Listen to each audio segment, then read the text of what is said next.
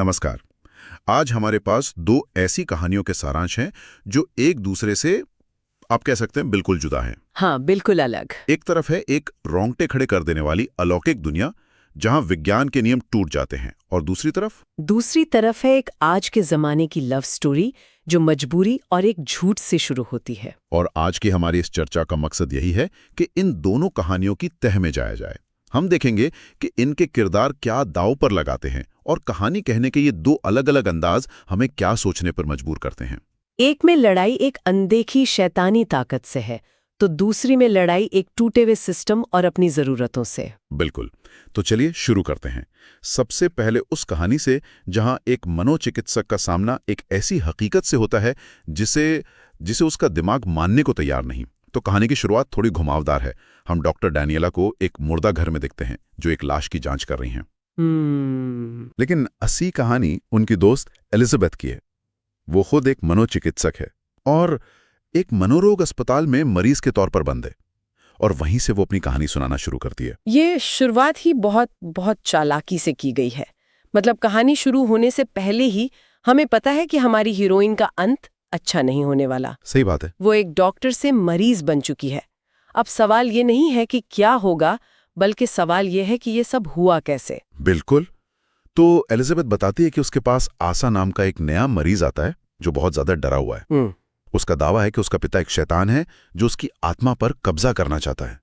उसने एक अजीब बात बताई कि अगर उसे लगातार 3 दौरे पड़े तो तीसरे दौरे के बाद उसका पिता हमेशा के लिए उसके शरीर पर कब्जा कर लेगा। और यहीं पर कहानीकार दो दुनियाओं को आमने सामने खड़ा कर देता है, तर्क और अंधविश्वास। बिल्कुल।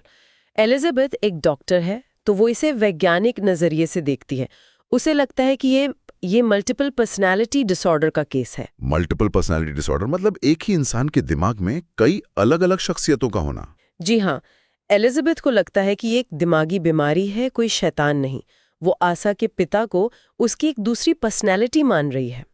लेकिन हम जो कहानी सुन रहे हैं, हमें पता है कि मामला इतना सीधा तो नहीं है। और मामला तब और पेचीदा हो जाता है जब एलिजाबेथ जांच करने आशा के घर जाती है। वहां उसकी मुलाकात आशा के बेहद बीमार बूढ़े पिता से होती। व्हीलचेयर पे। हाँ, व्हीलचेयर पर है और अजीबोगरीब मतलब डरावने जीवों की तस्वीरों वाली एक पुरानी सी किताब पढ़ रहा है। और इससे पहले कि एलिजाबेथ कुछ समझ पाती, वो बूढ़ा आदमी उस पर हमला कर देता है। हाँ, उसकी उंगली में काट लेता है और खून की एक बूंद उस किताब पर टपका देता है। और सबसे अजीब बात, किताब उस खून को सोख लेती है। एक डरावनी चीज नहीं है, वो एक प्रतीक है, एक ऐसी हकीकत का जिसे विज्ञान समझा नहीं सकता। एलिजाबेथ अब सिर्फ एक बाहरी ऑब्जर्वर नहीं रही, उसका खून उस कहानी का हिस्सा बन चुका है। वो खुद कहानी में खिंच गई है। बिल्कुल। अब उसे उसी हकीकत से लड़ना होगा। और यहाँ से कहानी ऐसी रफ्तार पकड़ती है कि सांस लेना मुश्किल हो जाता है। कुछ देर बाद घबराया हुआ आशा मदद के लिए एलिजाबेथ को फोन करता है। अच्छा। जब वो पहुंचती है तो देखती है कि आशा के हाथ में चाकू है और उसका पिता जमीन पर बेहोश पड़ा है। एलिजाबेथ उसे बचाने की कोशिश करती है, लेकिन तभी आशा का पिता उसके कान में फुसफुसाकर कुछ कहता है और आशा को जोर का दौरा पड़ता है। और ठीक उसी पल उन दोनों की आत्माओं की अदला बदली हो जाती है। आत्माओं की अदला बदली? हाँ, पिता का शैतानी दिमाग अब आशा के जवान शरीर में है। ये सिर्फ एक डरावना ट्विस्ट नहीं है। यहाँ से लड़ाई बंदूक या चाकू की नहीं रहती, बल्कि पहचान की हो जाती है। पहचान की। हाँ। अब सवाल ये नहीं है कि शैतान को कैसे मारें, सवाल ये है कि मैं कौन हूँ और वो कौन है। सोचिए, आपके सामने जो इंसान आपका मरीज बनकर खड़ा है वो असल में कोई और है। ये भरोसे का संकट पैदा करता है जो किसी भी बाहरी खतरे से ज्यादा डरावना होता है। और ये शैतान सिर्फ शरीर बदलने पर ही नहीं रुकता। वो जो अब आशा के शरीर में है, एक मंत्र पढ़ता है और पल भर के लिए एलिजाबेथ के शरीर में भी घुस जाता है। क्या? हाँ, बस ये साबित करने के लिए कि वो ऐसा कर सकता है। एलिजाबेथ को एहसास होता है कि ये शैतान एक मंत्र से किसी के भी शरीर में आ जा सकता है। मतलब अब कोई भी सुरक्षित नहीं है। कोई भी नहीं। ये बहुत जरूरी मोड़ है। यहाँ शैतान सिर्फ शारीरिक रूप से ही नहीं, बल्कि मनोवैज्ञानिक रूप से भी एलिजाबेथ पर हावी हो रहा है। वो उसे उसकी बेबसी का एहसास दिला रहा है। वो कह रहा है, तुम्हारे नियम, तुम्हारा विज्ञान यहाँ कुछ काम नहीं आएगा। ये मेरा खेल है और मेरे नियम है। और बुरी तरह डरी हुई एलिजाबेथ अपनी दोस्त डानियला को, जो डॉक्टर है, सब कुछ बताती है। लेकिन डानियला उसकी बात पर यकीन नहीं करती। यकीन नहीं करती? क्यों? उसे लगता है कि एलिजाबेथ का अपने पति के साथ रिश्ता ठीक नहीं चल रहा है और शायद वो किसी अफेयर को छिपाने के लिए मनगढ़ंत कहानी बना रही है। और यहीं पर एलिजाबेथ बिल्कुल अकेली पड़ जाती है। हॉरर कहानियों में ये एक बहुत शक्तिशाली थीम होती है, हीरो का अकेलापन। जब आपकी सच्चाई पर कोई विश्वास नहीं करता तो आप और भी ज्यादा कमजोर हो जाते हैं। अब एलिजाबेथ की लड़ाई सिर्फ शैतान से नहीं बल्कि पूरी दुनिया के अविश्वास से भी है। कहानी का अंत तो और भी भयानक है। कई बार आत्माओं की अदला बदली होती है। एलिजाबेथ को पता चलता है कि शैतान को मारने का एकमात्र तरीका उसके मेजबान शरीर के दिमाग को नष्ट करना है। अच्छा। तो वो शैतान को, जो उस वक्त आशा के शरीर में होता है, अपनी कार से कुचलने की कोशिश करती है, लेकिन पुलिस उसे हत्या के आरोप में गिरफ्तार कर लेती है। मतलब उसने सही काम करने की कोशिश की लेकिन दुनिया की नजर में वो एक कातिल बन गई। हाँ, उसने अलौकिक दुनिया के नियम का पालन किया, लेकिन हमारे समाज के नियमों को तोड़ दिया। और कहानी का आखिरी और सबसे बड़ा झटका? हाँ, वो तब लगता है जब डेनियला मुर्दा घर में आशा के शरीर की जांच कर रही होती है और उसे पता चलता है कि उसका दिमाग अभी भी काम कर रहा है, वो मरा नहीं है। अरे नहीं! और तभी शैतान फिर से आत्माओं की अदला बदली करता है, डेनियला के शरीर में घुस जाता है और अंत में डेनियला को मरवाकर खुद एलिजाबेथ के शरीर में आजाद हो जाता है। मतलब अंत में शैतान जीत जाता है। जीत जाता है। एलिजाबेथ अपने ही शरीर में एक कैदी बनकर रह जाती है और दुनिया की नजर में एक पागल कातिल। एक बहुत ही निराशाजनक अंत। ये दिखाता है कि बुराई सिर्फ शक्तिशाली ही नहीं बल्कि चालाक भी है। उसने ना सिर्फ एलिजाबेथ को हराया बल्कि उसकी पहचान, उसकी इज्जत, सब कुछ छीन लिया। कोई उम्मीद नहीं छोड़ी गई है। तो पहली कहानी हमें एक ऐसी दुनिया में छोड़ती है जहां तर्क और विज्ञान एक अलौकिक चालाक शक्ति के आगे हार जाते हैं। लेकिन क्या हर कहानी का संघर्ष इतना बड़ा और रहस्यमयी होता है? कभी कभी सबसे बड़ी लड़ाई किसी शैतान से नहीं बल्कि सिस्टम से होती है, जैसा कि हमारी दूसरी कहानी में है। बिल्कुल। अब हम अलौकिक हॉरर से निकलकर एक बहुत ही जमीनी और असली दुनिया में आते हैं। ये कहानी है कैसी और ल्यूक की। और यहाँ का शैतान है पैसे की तंगी, हेल्थ केयर सिस्टम की खामियां और जिंदगी की मजबूरियां। केसी एक सिंगर सॉन्गराइटर है जिसे हाल ही में डायबिटीज का पता चला है। उसका हेल्थ इंश्योरेंस खत्म हो गया है और इंसुलिन तो बहुत महंगी है। हाँ, और उसके पास अपनी जान बचाने वाली इंसुलिन खरीदने के पैसे नहीं हैं। दूसरी तरफ है लूक, जो एक मरीन है और जल्दी इराक जाने वाला है।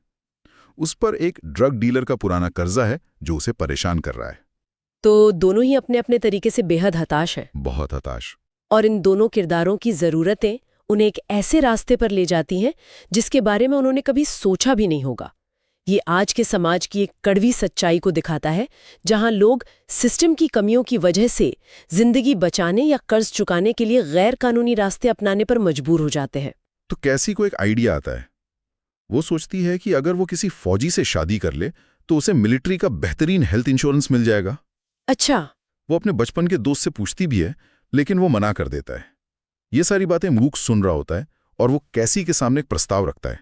एक नकली शादी का। हाँ, एक नकली शादी का। ये एक मैरिज ऑफ कन्वीनियंस यानी सहूलियत के लिए की गई शादी वाली कहानी है, लेकिन इसकी वजह बहुत आधुनिक है।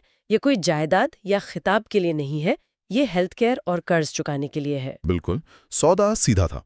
वो 1 साल तक एक प्यार करने वाले जोड़े की तरह दिखावा करेंगे। कैसी को हेल्थ केयर मिलेगा और लूक को शादीशुदा होने के नाते मिलने वाला अतिरिक्त भत्ता, जिससे वो अपना कर्जा चुका सकेगा। लेकिन इसमें जोखिम बहुत बड़ा था। बहुत बड़ा।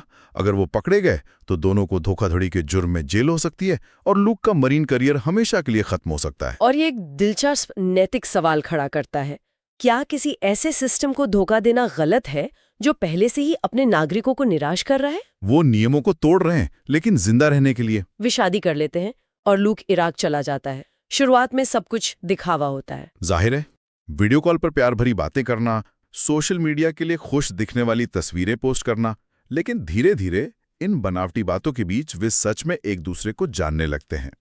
कैसी, जो एक म्यूजिशियन है, लूक के लिए एक गाना भी लिखती है और यहीं से उनके बीच एक असली रिश्ता पनपना शुरू होता है। यहाँ पर वो दिखावा करते करते सच हो जाना वाला विचार काम करता है। हाँ, जब आप हर दिन किसी की परवाह करने का नाटक करते हैं तो कभी कभी आप सच में परवाह करने लगते हैं। एक दूसरे की कमजोरियों को जानने और एक दूसरे का सहारा बनने की इस प्रक्रिया में उनका नकली रिश्ता असली भावनाओं में बदलने लगता है। वो जो झूठ दुनिया को दिखाने के लिए जी रहे थे, वो धीरे धीरे उनका अपना सच बन जाता है। बिल्कुल। और उनके रिश्ते में सबसे बड़ा मोड़ तब आता है जब लूक को इराक में एक मिशन के दौरान बम धमाके में चोट लग जाती है ओह, और उसे वापस अमेरिका भेज दिया जाता है। अब केसी को सच में उसकी देखभाल करनी पड़ती है। ये सिर्फ दिखावा नहीं है, वो दिन रात उसके साथ रहती है और ये अनुभव उनके रिश्ते को और भी मजबूत बना देता है। साझा संकट और एक दूसरे की देखभाल करना, ये दो चीजें किसी भी रिश्ते को बदल सकती हैं। यहाँ ल्यूक की चोट उनके रिश्ते से सारे पर्दे हटा देती है। अब वो सिर्फ एक दूसरे के फायदे के लिए साथ नहीं है, बल्कि एक दूसरे की जरूरत बन गए हैं। एक गहरा भावनात्मक बंधन बन जाता है। लेकिन जैसे ही लगता है कि सब कुछ ठीक हो रहा है, पुरानी मुसीबत वापस आ जाती है। Drug dealer. हाँ, वो उनकी नकली शादी का राज खोलने की धमकी देता है। ल्यूक उसे पैसे लौटा भी देता है, लेकिन सच फिर भी बाहर आ ही जाता है। तो वो पकड़े जाते हैं। मिलिट्री पुलिस ल्यूक को धोखाधड़ी के आरोप में गिरफ्तार कर लेती है। कोर्ट में वो सारा दोष अपने ऊपर ले लेता है ताकि केसी को सजा ना हो। उसे 6 महीने की जेल हो जाती है। ल्यूक का ये बलिदान उनके प्यार का सबसे बड़ा सबूत बन जाता है। सही। जो रिश्ता एक झूठ और धोखाधड़ी से शुरू हुआ था, उसका अंत एक निस्वार्थ त्याग पर होता है।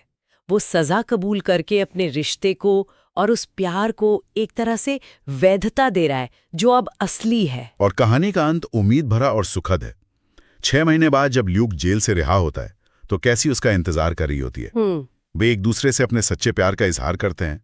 उनकी शादी, जो एक मजबूरी और झूठ के तौर पर शुरू हुई थी, अब एक सच्चे और मजबूत रिश्ते में बदल चुकी है। तो यहाँ प्यार की जीत होती है, लेकिन कीमत चुकाने के बाद। तो आज हमने 2 बिल्कुल अलग कहानियों की दुनिया को खंगाला। एक में एक चालाक और शक्तिशाली बुराई जीत जाती है, जो एक तरह की निराशा और बेबसी को दिखाती है। और दूसरी कहानी में हताशा से पैदा हुआ एक झूठ सच्चे प्यार में बदल जाता है, जो सजा मिलने के बावजूद कायम रहता है। ये बहुत दिलचस्प है कि दोनों कहानियां नियमों से कैसे निपटती हैं। हाँ, ये बहुत दिलचस्प है। पहली कहानी में शैतान अलौकिक नियमों का इस्तेमाल करके उन्हें अपनी मर्जी से तोड़ मरोड़ कर जीतता है। वो नियमों का मास्टर है। और दूसरी कहानी में हमारे किरदार एक दोषपूर्ण सामाजिक व्यवस्था के नियमों को अपनी जरूरत के लिए तोड़ते हैं और अंत में उनका प्यार उनके इस काम को सही साबित करता है, भले ही उन्हें इसकी कानूनी कीमत चुकानी पड़ती है। यह हमें एक अंतिम सवाल पर लाकर छोड़ देता है। हाँ, और वो सवाल ये है, आज के समय में कौन सी कहानी ज्यादा सच्ची लगती है? एक ऐसी कहानी जहाँ एक चालाक बुरी ताकत सबको मात दे देती है और तर्क और अच्छाई हार जाती है, या एक ऐसी कहानी जहां 2 आम लोग एक टूटे हुए सिस्टम के नियमों को तोड़कर कुछ वास्तविक और प्रेमपूर्ण बनाने का तरीका खोज लेते हैं? दुनिया की सच्चाई के ज्यादा करीब कौन सी कहानी लगती है?